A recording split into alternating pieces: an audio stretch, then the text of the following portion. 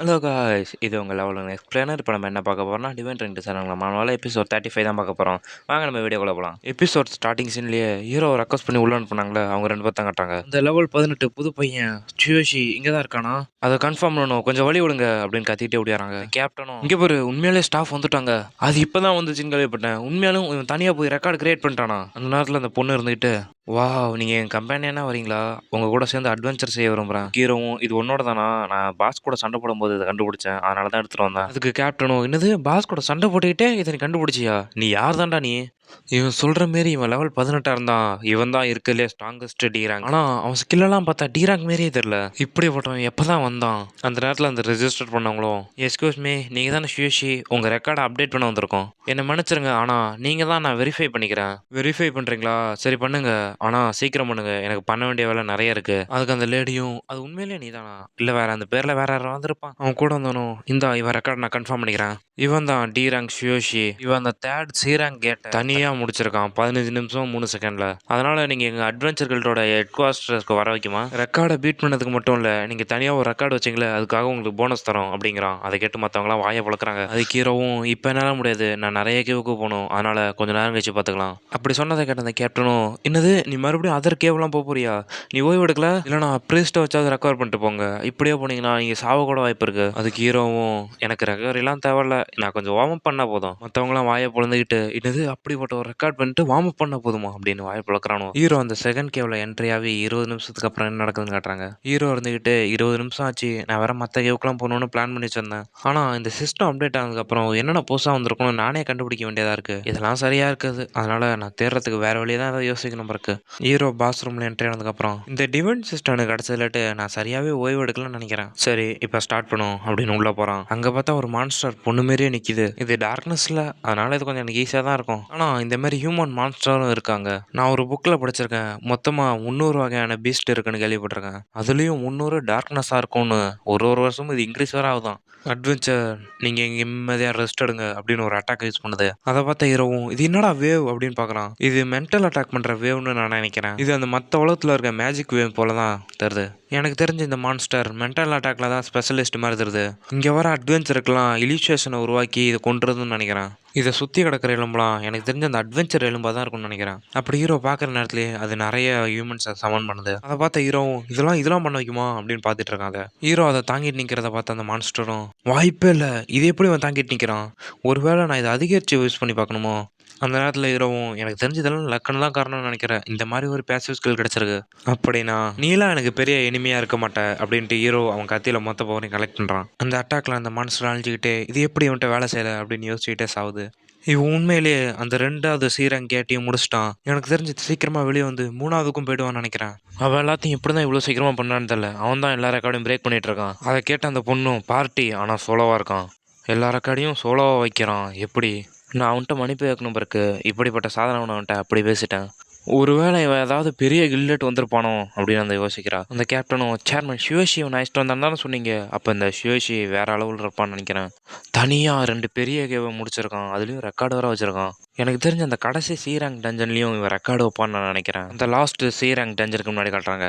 இந்த சுயோஷி அவன் டி ரேங்க்னு தான் சொன்னான், இப்போ எல்லாரோட பார்வையும் அவன் மேலே தான் இருக்கு. அதுக்கு ஏற்ற மாதிரியே ஹீரோ ஒரு ரெக்கார்டை கிரியேட் பண்ணிட்டு அந்த டஞ்சன் விட்டு வெளியே வரான். அதை பார்த்தா எல்லாரும், இவனை பாரு, அந்த 3 ஸ்ரீரங் கேட்லேயும் ரெக்கார்டு இவன் தான் வச்சுருக்கான், ஷியோஷி எங்கள் கில்டு வாங்க, உங்களுக்கு தேவையானது எல்லாத்தையும் கொடுத்து உங்களை நான் வெல்கம் பண்ணுறோம். அந்த ஒன்னே அசாசன் கூட இவனை ஹெல்ப் பண்ணிகிட்டு இருக்கான், அதுலேயும் ரெக்கார்டு வேறு வச்சுட்ருக்கான் சேம் டைமில். நான் இந்த கில்டை விட்டு வெளியே போய் அந்தமாரி ஒரு கிரேட்டானவன்ட்ட போய் சேர போகிறேன் அப்படின்னு எல்லாம் பேசிக்கிறாங்க. அதுக்கு ஹீரோவும், என்னை மன்னிச்சிருங்க, நான் எல்லாத்தையும் தனியாக பண்ணணுன்னு தான் ஆசைப்பட்றேன், அதோட நான் எந்த ஃபேக்ஷன்லையும் அதோட கில்லையும் சேர எனக்கு இப்போ விருப்பம் இல்லை, எனக்கு வழியை விடுங்க, எனக்கு ரொம்ப அவசரம். அப்படி சொன்னதை கேட்டவங்களும், இல்லை இவன் மறுபடியும் போகிறானா, நீங்கள் ரெக்கவரி பண்ணிக்கலையா, உங்களுக்கு அது இம்பாசிபிள்னு தோணுச்சுன்னா எங்கள் ப்ரீஸ்ட் உங்களை ரெக்கவர் பண்ணுவார். ஆமாம், நான் தான் ப்ரீஸ்ட், உன்னை ஹீல் பண்ணுறேன், நான் என்னையும் உன் கூட கோகைக்குள்ளே வர விடு அப்படிங்கிறா. அதுக்கு ஹீரோவும், இல்லை இப்போ நான் நல்லா தான் இருக்கேன், இதுக்கெல்லாம் எனக்கு புதுசாக கிடைச்ச பேசிவ் ஸ்கில்க்கு தான் நன்றி சொல்லணும், மைனர் எக்ஸ்டர்னல் ஸ்கேன் இது மூலயமா இந்தமாரி கோவிலெல்லாம் எனக்கு சோர்வே ஏற்படாது. இது மூலயமா நான் போகிற பி ரேங்க் டஞ்சன்லேயும் எனக்கு நல்லா ஹெல்ப்ஃபுல்லாக இருக்கும். அதோட கட் பண்ணி டி ரேங்க் கேவில் ஹீரோ ஒரு ரெக்கார்ட் பண்ணுறத காட்டுறாங்க. அதேமாரி அடுத்த டி ரேங்க் கேட்லேயும் ஒரு ரெக்கார்டு. இதை பார்த்தாவணும் இவர் 2 டி ரேங்க் கேட்டையும் ஒரு கேட்டை 10 நிமிஷம் 6 செகண்ட்லையும் ஒரு கேட்டை 1 நிமிஷம் 6 செகண்ட்லையும் முடிச்சிருக்கான். இதை நான் எப்படியாவது போய் ரிப்போர்ட் பண்ணிட்டு அப்டேட் வேறு பண்ணணும். அதுக்கு அவ்வளோ நான் இதை ஆல்ரெடி ரிப்போர்ட் பண்ணிட்டேன். இவன் இப்போ ரொம்ப சீரியஸாக இருக்கான்னு நினைக்கிறேன். அந்த கடைசியாக இருக்கிற பி ரேங்க் கேட்டுக்கும் நுழைய சேர்மானும் வெளியே நின்றுட்டு சுயேஷி நீ என்ன தான்டா பண்ணிட்டு இருக்க, அதுக்கு வேற ஐடி இருந்தால் தான் உள்ளே விடுவாங்க, என்ன பண்ணிட்டு இருக்கேன்னு தெரியலையே, இன்னும் 3 மணி நேரத்தில் அந்த பப்ளிக்கே வேறு க்ளோஸ் ஆகிடும், இவன் என்ன தான் பண்ணிட்டு இருக்கானோ. அந்த நேரத்தில் அந்த சைடாக போன 2 பேர் சீக்கிரம் வா, இன்னும் அவங்க வெளியே வரலான்னு நினைக்கிறேன்.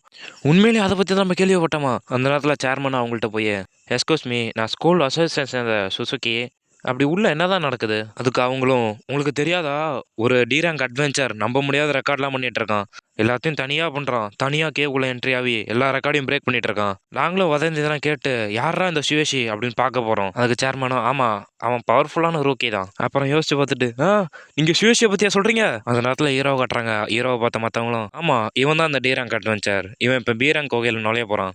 அதில் கூட்டத்தில் இருந்த ஒருத்தனும் இந்த சுயோஷி டி ரேங்க் அட்வென்ச்சரா, இது உண்மையானே தெரில, இவன் வெறும் 18 லெவலில் தான் இருக்கான். இவன் தொடர்ந்து 3 சி கிளாஸ் டஞ்சனையும் 2 டி கிளாஸ் டஞ்சனையும் கிளியர் பண்ணியிருக்கான், அதுவும் ரெக்கார்டு வேற வச்சிருக்கான். இப்போ பி ரேங்க் டஞ்சன் வேற, இன்னும் இப்போ சாவ முயற்சி இருக்கானா இல்லை வேற ஏதாவது ட்ரை பண்ணுறானா. பல்காக இருந்தவனும் இவன் ஒரு பார்ட்டியை கூட ஃபார்ம் பண்ணல, ஒரு டி ரேங்க் அட்வென்ச்சர் ஒரு பி ரேங்க் டஞ்சனை எதிர்கொள்ள போகிறான். இவனுக்கு உண்மையாலே இவ்வளோ பவர் இருந்ததுன்னா அவன் ஏற்கனவே பெரிய பெரிய கில்லாம் அவனை எடுத்திருப்பாங்க. அவன் என்ன இந்த மாதிரி இடத்துல இருக்கணும்னு அவசியமே இல்லை. அதுக்கு இன்னொருத்தனும் இல்லைனா வேற யாருக்காவது வேலை செஞ்சுட்டு இருக்கலாம், இந்த ரெக்கார்டு பிரேக் பண்ணுறதுக்கு அனுப்பி வச்சிருக்கலாம். எனக்கு தெரிஞ்சு அவன் இல்லீகல் ஐட்டம் இல்லை அவன் பவரை இன்க்ரீஸ் பண்ணுற மாதிரி ஏதாவது ஐட்டம் யூஸ் பண்ணிட்டு இருக்கணும், இல்லைனா இப்படிலாம் பண்ண வழியே இல்லை. அதுக்கு இன்னொருத்தனும் ஆமாம் ஒரு டி ரேங்க் ஏற ஒரு சி ரேங்க் எவ்வளோ கஷ்டப்படான்னு எனக்கு தெரியும், இவன் இப்படி பண்ண வாய்ப்பே இல்லை, எனக்கு தெரிஞ்சு அவன் உயிரோடவே இருக்க மாட்டான்னு நினைக்கிறேன். அதில் இன்னொருத்தர் இருந்துட்டு இப்படிலாம் பேசாதீங்க, அவன் சி ரேங்க் டஞ்சன்லிட்டு எந்த டேமேஜுமே இல்லாமல் வெளியே வந்ததை நான் பார்த்தேன், நான் நேரத்தில் கருத்து வச்சு சொல்கிறேன், அவன் ஒரு ஃபியூக்கி நான் சொல்லவே இல்லை. அப்படி அவன் சொன்னதுக்கு லீடர் மாதிரி இருந்தவனும் வாயை மூடு, அவன் இவ்வளோ பவர்ஃபுல்லாக இருந்தான், அவன் ஏன் இன்னும் டி ரேங்க்லேயே இருக்கான். ஆமாம் நீ சொல்கிறதான் சரி, ஒன்று அவன் எல்லாத்தையும் ஹைட் பண்ணிட்டு இருக்கணும், இல்லைனா பவர்ஃபுல்லான யாராவது பின்னாடி இருக்கணும். ஒரு நார்மல் அட்வென்ச்சருக்கே சி கிளாஸ் ரொம்ப ஆபத்தானது, அதுலேயும் தனியாக பி ரேங்க் டஞ்சனுக்குலாம் போகிறது பைத்தியாகிறதான தான் ஹீரோவுக்கு சப்போர்ட் பண்ணணும்னு பயந்துக்கிட்டு. இதெல்லாம் இந்த எவாலுவேஷன் சிஸ்டம் தானே பண்ணுச்சு சரியா, அதுக்கேற்ற ஸ்கில்னா உங்களாட்டி இப்படி கூட பண்ண வைக்காது. அப்படி அவன் சொல்லிட்டு இருக்க நேரத்துலேயே மற்றவங்களாம் இதை பார்த்து ஷாக் ஆகுறாங்க. இவங்க வைல்ட் ரோஸ் பார்ட்டி தானே அவங்கள கட்டுறாங்க. அவங்க கேப்டன் ஒரு பொண்ணு, அது 38 லெவல் சி ரேங்க், அதேமாரி வைஸ் கேப்டன் 35 லெவலில் சி ரேங்க் இருக்கான். அது நொபரா தானே, அவள் தான் இங்கே இருக்கலே சி கிளாஸில் ஸ்ட்ராங்கஸ்டான ஆள், அவளோட லெவல் 35 ஃபீமேல் வாரியர். ஆமாம் அவங்க தான் கடைசியாக பி ரேங்க் டஞ்சனில் 7 நிமிஷம் 50 செகண்டில் முடிச்சு ரெக்கார்டு வச்சாங்க. அவங்க ஒரு பப்ளிக் டஞ்சன்லையும் இதேமாரி ரெக்கார்டு பிரேக் பண்ணாங்க. அவங்களோட புகழ் ஒன்றும் ஜோக் இல்லை, அதோட அவங்க எந்த ஃபேக்ஷன்லையும் எந்த கில்லையும் இல்லை, அவங்கள நான் ரொம்ப அட்மையர் பண்ணுறேன் அப்படின்னு அந்த பார்ட்டியை பற்றி எக்ஸ்பிளைன் பண்ணுறாங்க. கண்ணாடி போட்டிருந்தவனும் என்ன திமிரா இருக்கா, இவங்க எதுக்கு இப்போ அங்கே வந்திருக்காங்க, அதெல்லாம் அவன் கண்டுக்காமல் அங்கே இருந்தவனை பார்த்து டி ரேங்க் ஹீரோ சுயோஷி இந்த பி ரேங்க் டஞ்சனை தனியாக சவால் விட்றான்னு கேள்விப்பட்டேன். அதுக்கு அங்கே இருந்தவனும் ஆமாம் இதுதான், அவன் ஏற்கனவே 3 சி ரேங்க் டஞ்சனோட ரெக்கார்டையும் பிரேக் பண்ணிட்டான், நான் ஏதோ வித்தியாசமாக நடக்குதுன்னு நினச்சேன். அதான் அந்த வைஸ் கேப்டனும் மற்றவங்கள்ட்ட கேள்விப்பட்டதை வச்சு பார்த்தா அவன் ஏற்கனவே 3 சி ரேங்க் டஞ்சனோட ரெக்கார்ட் பிரேக் பண்ணியிருக்கான், இது எனக்கு ரொம்ப சந்தேகமாக இருக்குது, ஒருவேளை இல்லீகலாக மெடிசல் யூஸ் பண்ணி தான் இப்படி பண்ணிட்டு இருக்கானா, அது என்னன்னு தெரில. அதுக்கு அந்த கேப்டனும் அந்த அப்டேட் பண்ணது மட்டும் உண்மையாக இருந்ததுன்னா நம்ம சுயோஷி தான் நம்மளுக்கு ஒரு பெரிய ஆப்னண்ட்டாக இருப்பான், அதோட லோ ரேங்க்ல இருக்கிறவன் இப்படி பண்ணுறதா எனக்கு ரொம்ப வித்தியாசமாக இருக்குது, நான் ஆனஸ்ட்டாக சொல்லணும்னா அவன் சீட் பண்ணியிருக்க தான் வாய்ப்பு இருக்குது. அப்படி அவன் சீட் பண்ணியிருந்தானா ஒருவேளை அங்கேயே இறந்துருவான், இல்லை அதிகம் ட்ரக்ஸ் யூஸ் பண்ணதுனால உயிர் கொஞ்சம் இருந்து தான் வெளியே வருவான். அதோட நம்ம இந்த பி ரேங்க் டென்ஷனில் ரெக்கார்டு அமைக்க ரொம்ப கஷ்டப்பட்டோம், அதை இப்படி ஒரு டி ரேங்க் உடைக்க நம்ம விட்டுறணுமா. சுற்றி இருந்தவனும் ஆமாம் அவன் வெளியே வந்ததும் அவன் ட்ரக்ஸ் யூஸ் பண்ணியிருக்கான்னு செக் பண்ணி பாருங்கள், அப்படி அவன் ட்ரக்ஸ் யூஸ் பண்ணியிருந்தானா அவன் அண்டர் லைசன்ஸ் எங்கேயே கேன்சல் பண்ணுங்க அப்படின்னு கத்துறாங்க. இன்னும் கொஞ்சம் டி ரேங்க் கண்ட்ரு என்ன பேசுகிறான்னு கட்டுறாங்க. அவன் இந்த சி ரேங்க் கேட்லேட்டு வெளியே வரும்போது அவனை பார்த்தேன், அவன் அப்படிலாம் இதை யூஸ் பண்ண மாதிரி தெரியல. அந்த நேரத்தில் வைஸ் கேப்டனும் ஒன்ன மாதிரி ஒருத்தனுக்கு என்னதான் அப்ஜெக்டிவ் இருக்கும், ஒரு டி ரேங்க் போச்சு எங்களை மாதிரி சி ரேங்கை எதிர்க்க வைக்குமா, எனக்கு இன்னும் டைம் இருக்குது, நான் போய் தான் இன்க்ளூட் பண்ண வேண்டியதான். அந்த நேரத்தில் அந்த கேப்டனும் அவன் தப்பாக எதாவது பண்ணியிருந்தாலும் இந்த மாதிரி பி ரேங்க் டஞ்சனில் நுழையிறதெல்லாம் ரொம்ப கஷ்டம், ஒருவேளை அதில் உயிர் பழிச்சு வந்துட்டானா இது எல்லாத்தையும் நான் செக் பண்ணி பார்க்கணும். அதுக்கு அந்த வைஸ் கேப்டனும் கேப்டன் இப்படி என்கிட்ட சொல்லாதீங்க, நான் சும்மா கற்பனையாக தான் சொன்னேன், ஒருவேளை அவன் பவர் உண்மையாக இருந்துச்சுன்னா நானே அவனை ஃபேஸ் டு ஃபேஸ் மீட் பண்ணி இந்த வைல்ட் ரோஸ் எவ்வளோ பவர்ஃபுல்னு காட்டுவேன். அந்த நேரத்தில் ஹீரோ அந்த கேவுக்குள்ளே என்ன பண்ணுறான்னு தான் காட்டுறாங்க. இந்த டஞ்சன் நான் எதிர்பார்த்ததோட ரொம்பவே பெருசாக இருக்குது. இந்த பி ரேங்க் டஞ்சன் இதோட கம்மியாக இருக்கிறத ஒப்பிடும்போது டபுள் டைம் ஸ்ட்ராங்காகவும் சைஸும் பெருசாகவும் இருக்குது. நான் ஏற்கனவே பண்ண ரெக்கார்ட் போதுமானதாக தான் இருக்கும், ஆனால் இந்த பி ரேங்க் டஞ்சன் எப்படி இருக்குன்னு தான் பார்க்குமே, அப்படி இது எவ்வளோ தான் ஃபன்னாக இருக்குன்னு பார்த்துறோம். அப்படி சொல்லிட்டு ஹீரோ எவனை அப்ரைசிங்கிற ஸ்கில்லை யூஸ் பண்ணுறான். இந்த மாதிரி சின்ன சின்ன மாஸ்டருக்குலாம் இந்த லெவல் ரொம்ப அதிகம். அதேமாரி பாஸ் இந்த டார்க்னஸ் லெவலில் இருந்ததுன்னா அது ரொம்ப பெட்டராக இருக்கும். அது தெரிஞ்சுக்க எனக்கு ரொம்ப ஆர்வமாக இருக்குது. இது டார்க்னஸாக இருக்குமா, இல்லை அதர் வேர்ல்டு அட்வாந்தரமாக இருக்குமா, இல்லை வேறு ஏதாவது புதுசாக இருக்குமா, எங்கே இருக்க மான்ஸ்டர் அப்படின்னு ஹீரோ டக்குன்னு ஜம்ப் பண்ணுறான். போன வேகத்தை இங்கே ஒரு ஸ்லைஸ் பண்ணுறான். அங்கே இருந்த பில்லலாம் அந்த நேரத்தில் உல்ஃப் மான்ஸ்டர் எல்லாம் வெளியே வரதை காட்டுறாங்க. அதை பார்த்த ஹீரோவும் இது சரியாக இருக்கும் அப்படின்னு டெண்டர் அட்டாக் யூஸ் பண்ணுறான். அது அந்த அட்டாக்லெட்லாம் தப்பிச்சு ஹீரோ எப்படி அட்டாக் பண்ண வருது. அதை வந்தது பார்த்த ஹீரோவும் இது உண்மையாலே வேகமாக தான் இருக்குது அப்படி சொல்லிட்டு ஹீரோ அட்டாக் பண்ணதில் ஒரு மான்ஸ்டரோட தலை துண்டாக போய் விழுவுது. இது எப்படி இருக்குது அப்படின்னு இன்னொன்று மாஸ்டரையும் மேஜிக் மூலியமாக அட்டாக் பண்ணுறான். ஹீரோ அட்டாக் பண்ணதில் சூறாவளி மாரி கிளம்பி அந்த மான்ஸ்டர் பறந்துட்டு போகுது. அப்படி பறந்து போய் செவுத்துல அடிச்சு சாவுது. அதை பார்த்த ஹீரோவும் இது முடிஞ்சா.